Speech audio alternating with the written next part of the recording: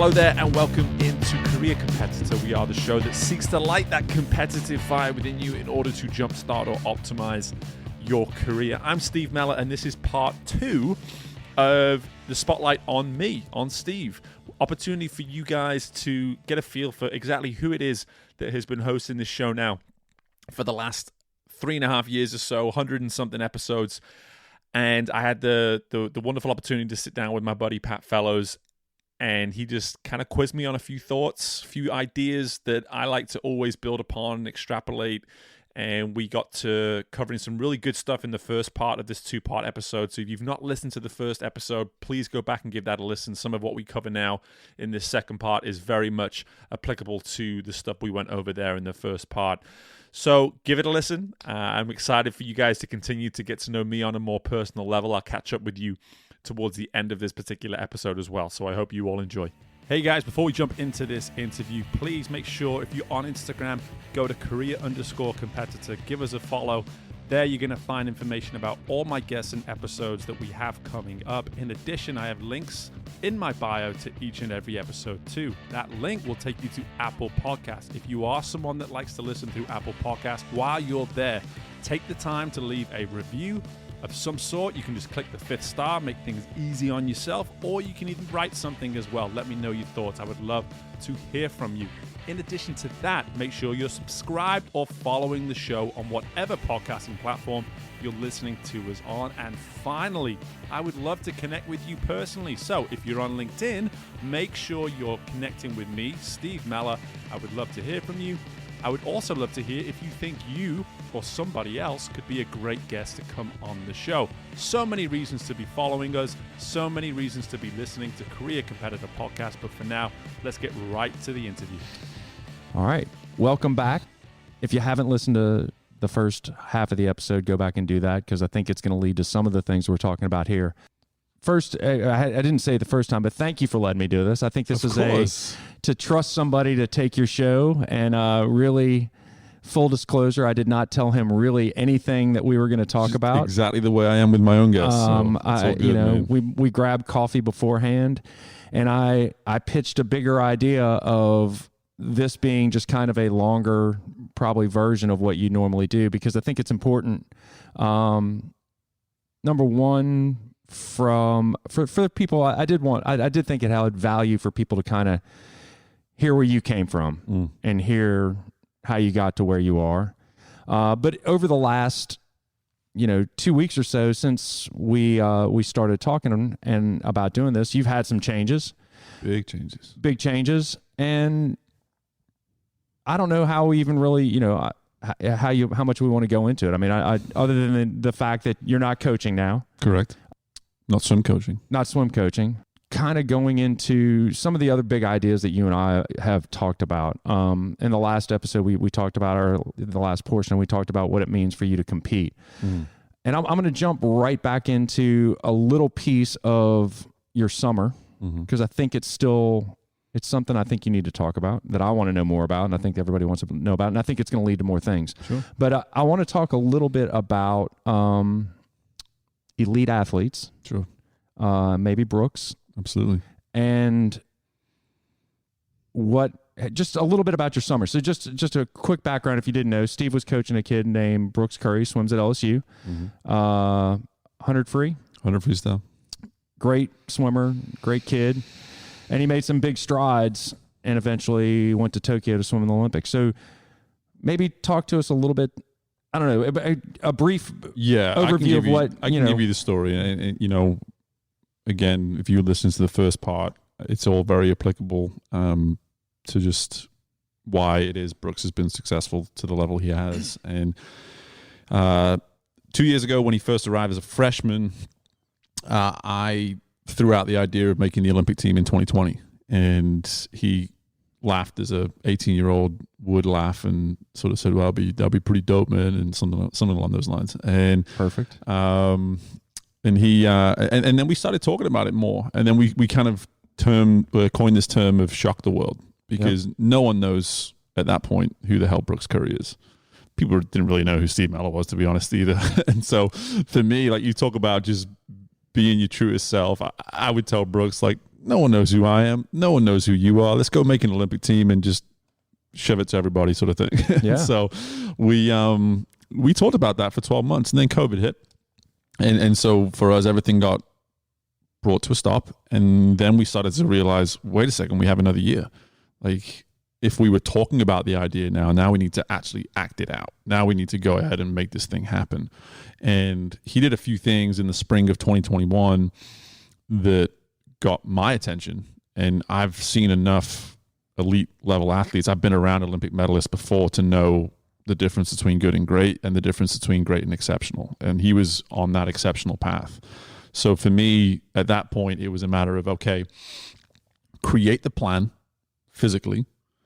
The workouts, right. Create the plan, make it so that the only intention here is to make an Olympic Games. Right.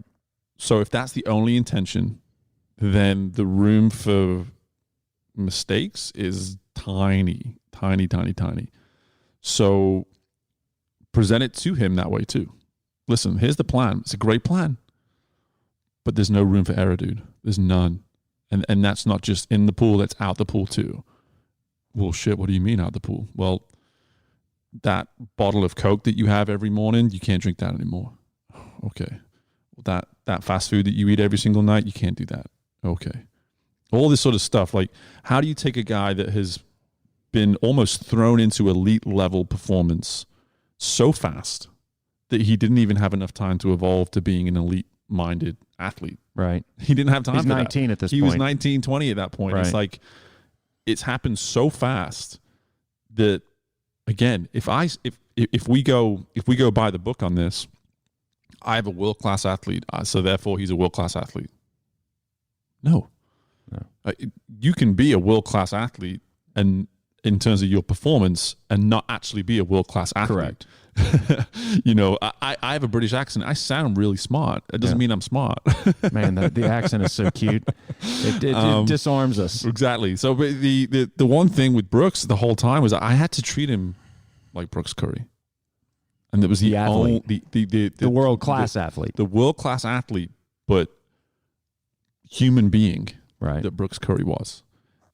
So as I'm writing these workouts for the athlete, I'm having to talk to him and work with him as the person. And those worlds were so far apart in April and May this year. So then we arrive in Omaha, just to fast forward where the Olympic trials were. And we just keep saying, shock the world.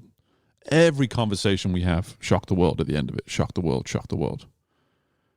Goes through prelims, fourth fastest out of prelims. Still, people just say, hey, great swim this morning. No expectation. No expectation. Nothing whatsoever. We go to semifinals. He drops a place to fifth, but that's enough. He's top eight. He's got to be top eight to make finals. That's it. Was easily the most nervous I've ever seen Brooks Curry be was those semifinals. He didn't sleep that day. I'm like, dude, his greatest talent in life is sleeping. Right. He didn't sleep that day. And so for me, that's when I knew the person, Brooks, by knowing the person, Brooks Curry, in that moment, I knew exactly what to say to him the following morning once he woke up. And we were able to have a chat about the day ahead because we had to wait all day for the final. Right. It was an evening, wasn't it? Evening like 8 o'clock at night where we were. So I had to know who the human being was to be able to know how to talk to him. And we didn't, once we spoke, I said, we don't talk about this race ever again until it happens. That's it. We're done. And that was the best thing I could have said in that moment because he didn't need to be going over and over and over, analyze. He didn't need that. That's not who he is. So for me, in that moment, I felt about as good as I could possibly feel about a kid that was about to go into an environment that he had no experience for whatsoever in terms of the final to make the Olympic team. And he made it on the relay. He placed fourth. Right.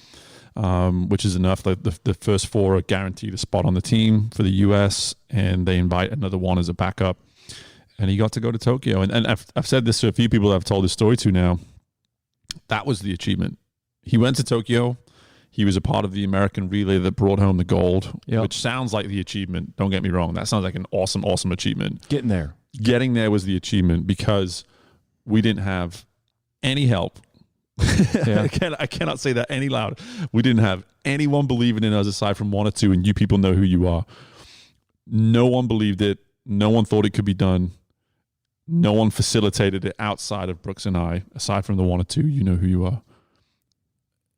And you have to understand how difficult that part is. This wasn't someone who was being set up in terms of the environment, the whole world that he was living within. Sure. He wasn't being given the same things that so many of his competitors were getting in their environment. We were having to create the closest thing we could to a Olympic level environment between two people on a day-to-day basis. That's hard. It's really hard. And so for us, it was just this coming together of this acknowledging, like, no one believed it. No one thought we could do it. Everything about the process that we had in place went against us in so many ways, aside from what our plan was as a partnership. Right. And that was about it. And it all worked out. Do you think there's something, a value to or a strength to a lack of experience with that he could kind of not just fly under the radar, but that like not knowing, it's not like he didn't know how big the deal was. I know he knows how big the deal. But you know what I mean? Just a kind of a little bit of a naivete that he's just a little younger and just like he hadn't been to 6 Olympic trials and known the drill. Right. And this is where I'm such a advocate for what we were talking about in the first half of this chat, like belief. Right. Like he didn't need the experience of being in that environment because we had belief. Right. We really believed in the plan and we really believed in one another, maybe more so than the plan. And that, for me, was enough. That was enough. People said to me like, hey, you gotta tell him what the day is going to look like and what the environment's like at trials and explain to him that he's going to need this and need. I'm like, no, I don't. No, I don't. He'll figure that out. He's a grown boy. Like he'll figure that out.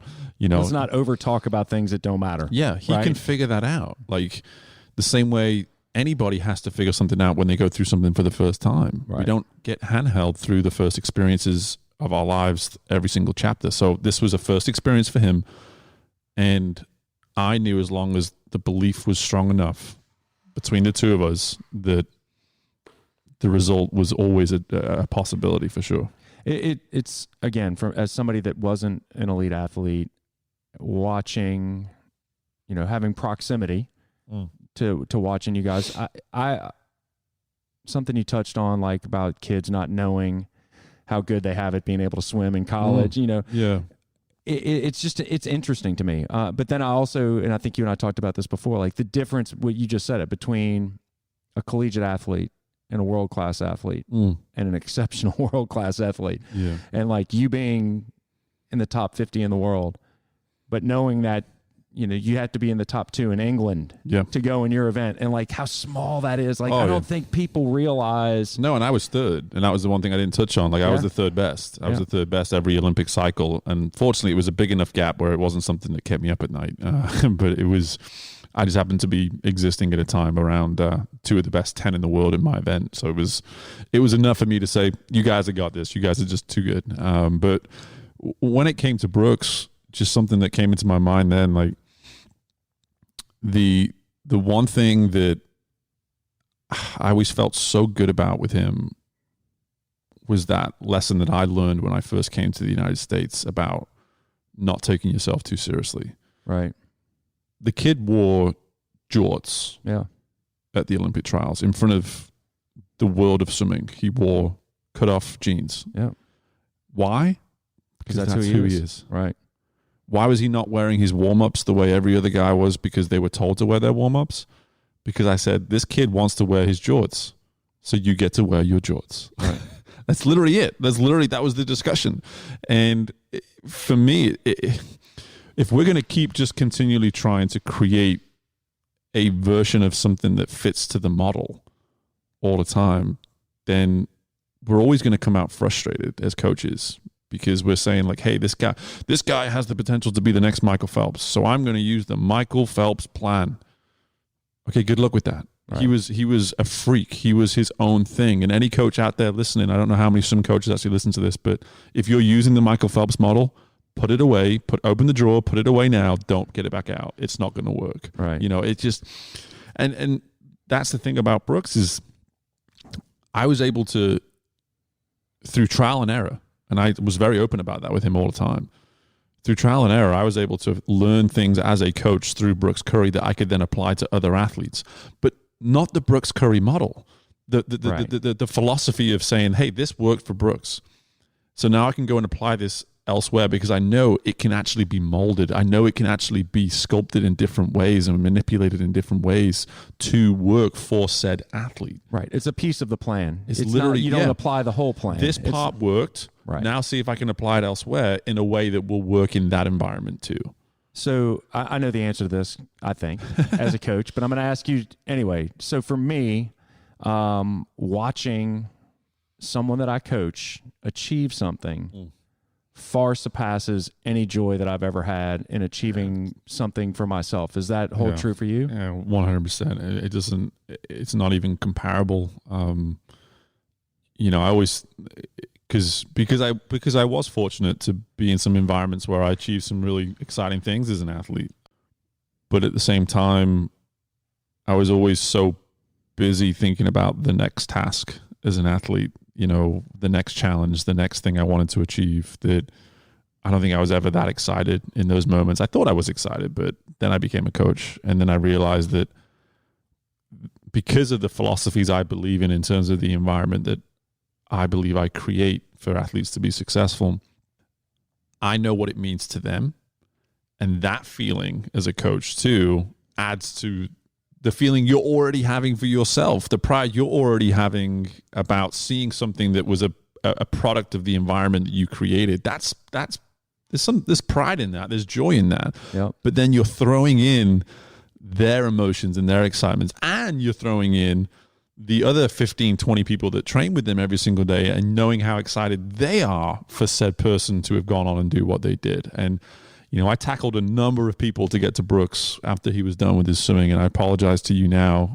I hope I didn't hurt you too much, but all I wanted to do was see Brooks after that moment. That's all I cared about. I didn't, my wife may be offended by that, but all I wanted to do was tell the guy I loved him and how proud I was of him, and just scream, shock the world in his ear in that moment in front of all the thousands of people at the trials. I mean, there's no joy. Professionally, I don't think there'll be ever a joy that I can get close to like that ever again. No, I see it too. So that leads me to the next kind of switch.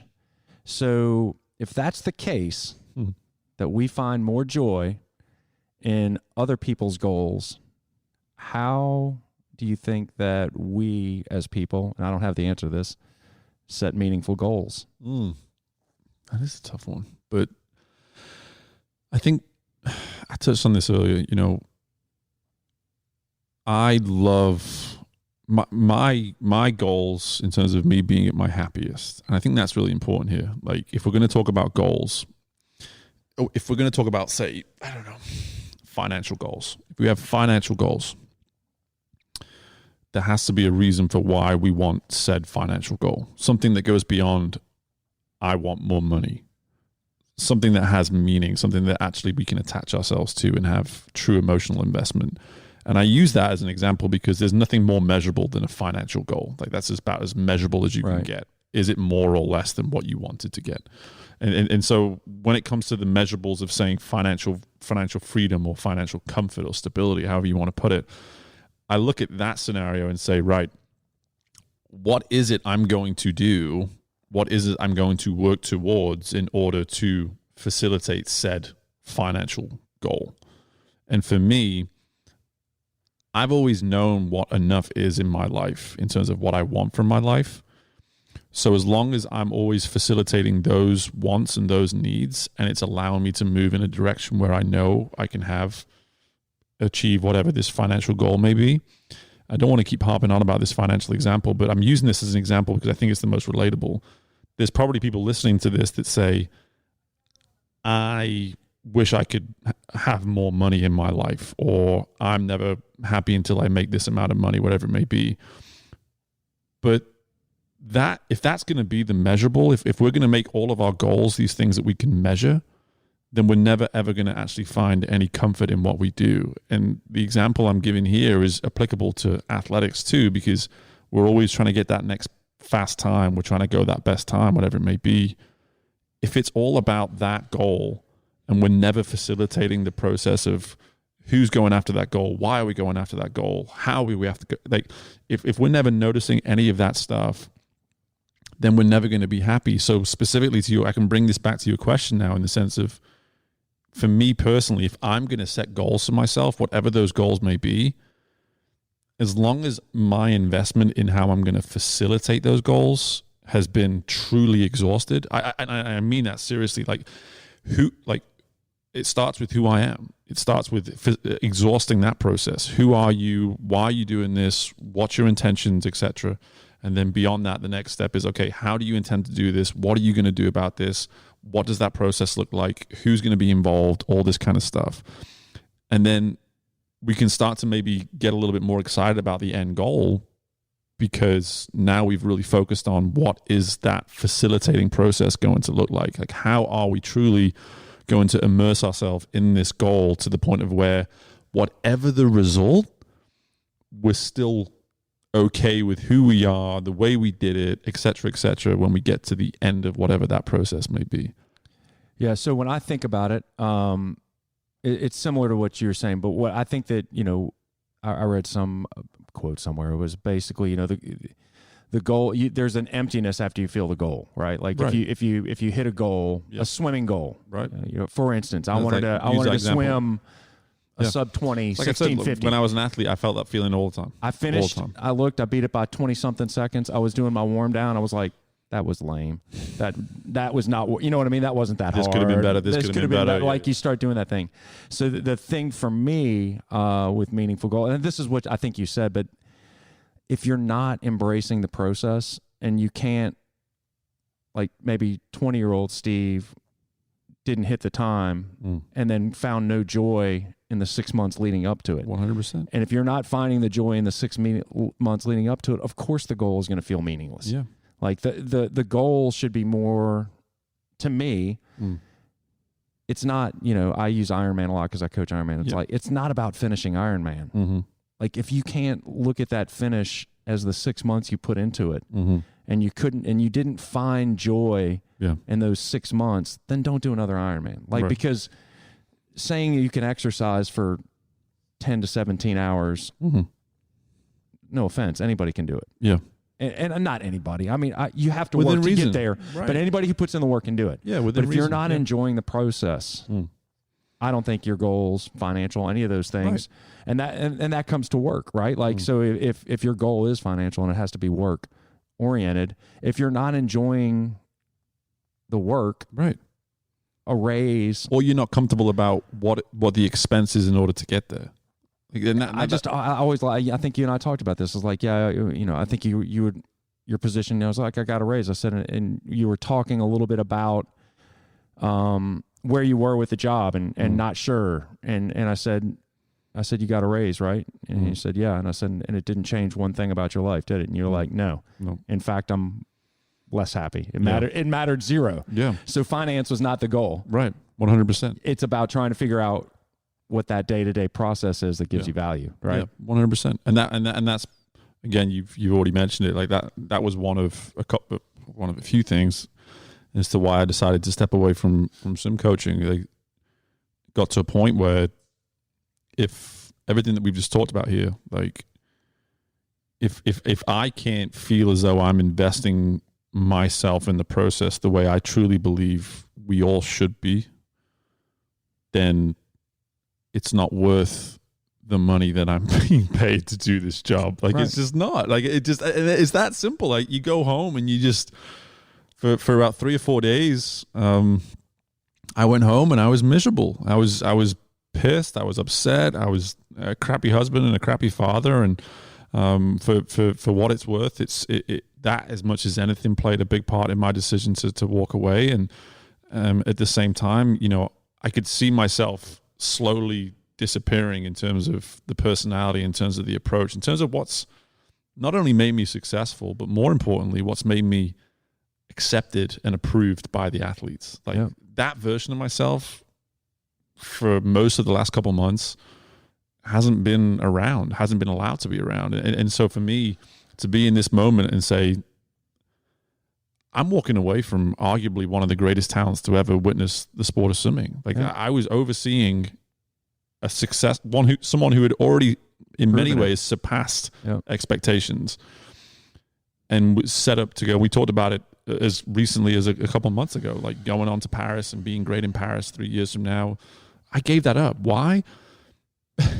If there's no version of my truest self involved in the process anymore, which is what I've preached to people like Brooks and other athletes I've worked with for so many years, if I'm not my version, if I'm not the best version of myself anymore, and I'm not being given the environment to also empower athletes to do that as well, then this isn't what I signed up for. This isn't what I thought it was supposed to be. Well, and it's like if you can't live the essence of what it means to be a coach to you, right? Then that's it. Then why bother? No right? truth, no truth to my essence whatsoever. Right? 100%. Like it just doesn't. It has no meaning anymore. No, it loses all.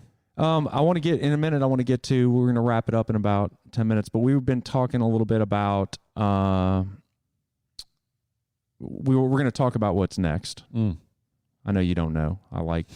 But I think you do know some of the things. I do. But you and I were chatting about something today on a book that we've both read that I think was interesting because about the striving for perfection and what that,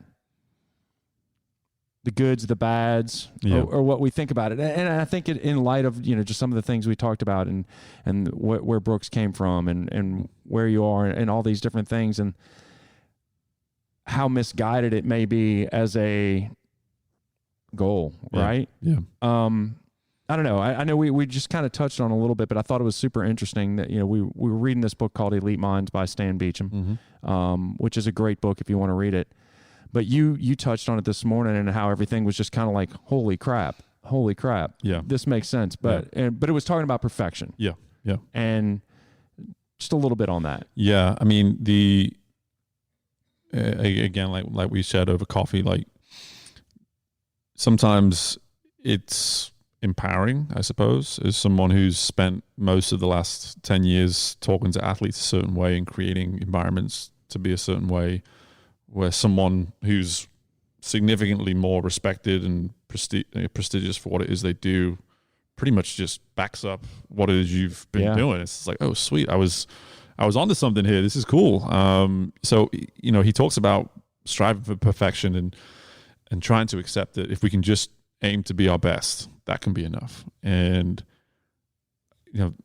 firstly, that just spoke volumes to me. But secondly, it immediately made me realize, like, I've always preached minimum standard, because the beautiful thing about setting a minimum standard is it leaves room for growth. If we're always striving for what's ahead and what's above, then it always has the ability to kind of fall in on us, to close in on us, to get the better of us. If we set a minimum standard and we just say, listen, this is how we hold ourselves accountable, this minimum standard. If we don't drop below this, then everything that you've told me you want to be great at, everything you've told me you want to achieve is immediately more realistic because we have a minimum standard. Frankly, it's a standard that if we're not at this level, then everything we've spoken about wanting to achieve is just a moot point. Like there's no point. If you can't hold this minimum standard, then everything we've spoken about, it just isn't realistic.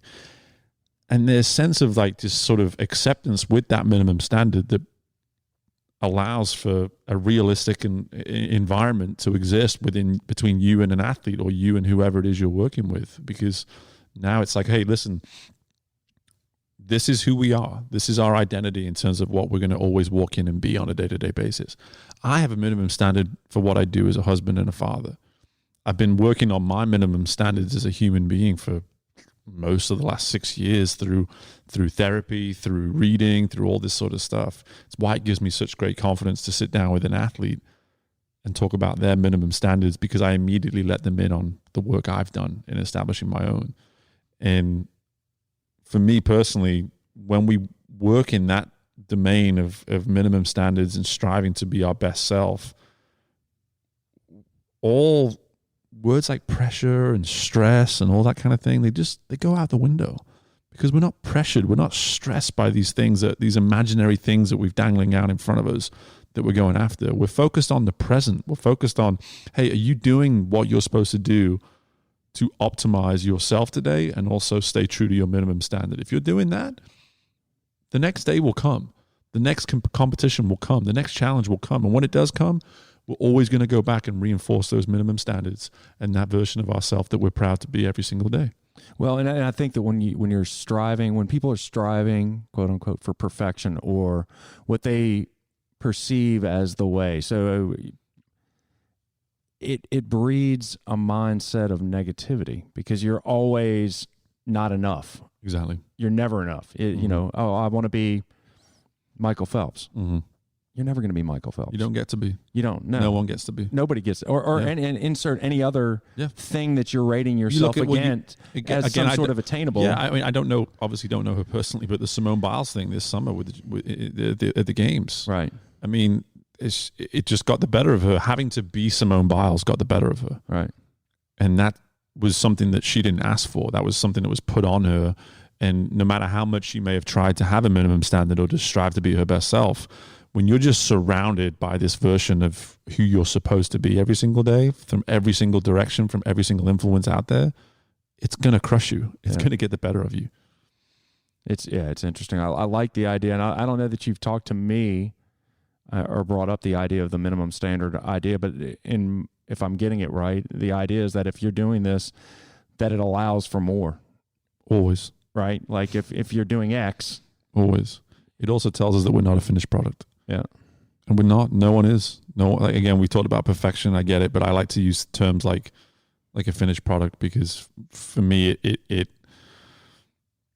immediately puts out there that we're still working on it. You know, and that's the thing for me. Like if we can take away these terms like perfection and we can replace them with these like proactive terms instead, then we're already saying we're surrendering ourselves to saying, hey, I'm trying to be my better self. I'm trying to work on me. I'm trying to get better. Yeah. Because if the day we start working on ourselves, it's a really shitty day. It just is. 100%. So we'll have two things left. One, what do you think is next? What do you want to do next? For me, a lot of the work I did this summer working on my best self actually was this title of swim coach that I've always wrestled with. And I came to this solution that I'm not actually a swim coach. I'm a coach of swimmers.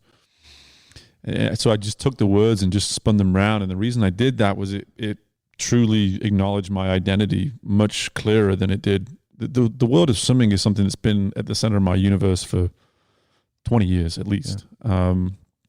So that's a really long time. And I think that disables a lot of people that exist within it right now. They can't see how they can exist without it, because they have identified swimming as the first part of their identity.